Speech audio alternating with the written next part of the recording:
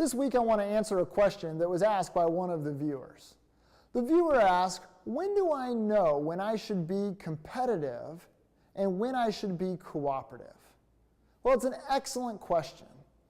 And what this question highlights is the mixed motive tension that exists within every negotiator.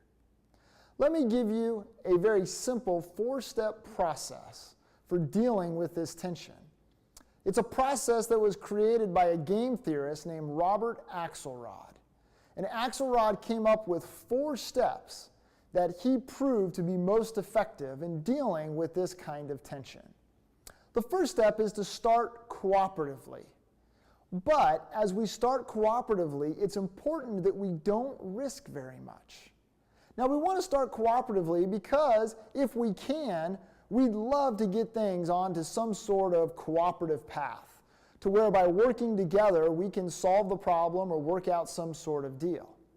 But we don't want to be too cooperative in this moment because if the other side responds with competition, we want to make sure that we haven't left ourselves in a vulnerable position. And so first step is to start cooperatively, but be sure not to risk very much. The second step is to respond in kind.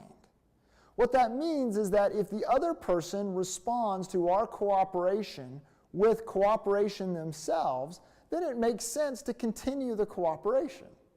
However, if they respond with competition, here's the moment where we've got to be ready to retaliate. Here's the moment where we have to shift our strategy from one that is cooperative to one that is now competitive. It is critically important for the other side to know that if they're willing to be cooperative, we will too. But if they're desiring to be more competitive, then we can be competitive as well. The third step is we have to be ready to forgive. Now, you think about forgiveness in the context of negotiation, it sounds kind of interesting, but here's the moment where if the other side gets it and realizes that cooperation makes more sense than competition and they shift their strategy, we've got to be willing to forgive them and be cooperative again ourselves. And then the last step is we have to be absolutely clear in how we're negotiating. The other side has to trust that if we're willing to be cooperative and they're willing to be cooperative, that'll work out okay. But they also have to know that if they're going to be competitive, then we will be competitive as well.